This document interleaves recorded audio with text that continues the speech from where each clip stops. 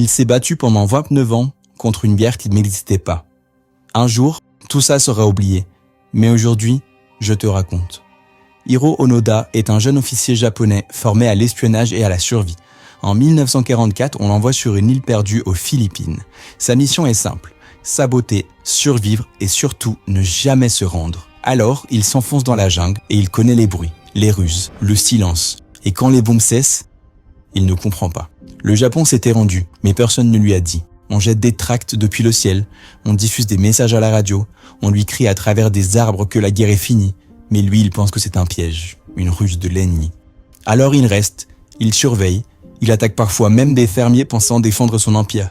Il enterre ses compagnons, un à un, et continue. 29 ans, 29 saisons de pluie, 29 anniversaires oubliés, 29 ans à vivre avec un fusil, une mémoire et une guerre qui n'existait même plus. En 1974, un jeune explorateur japonais le retrouve, mais Hiro refuse de croire que tout est terminé.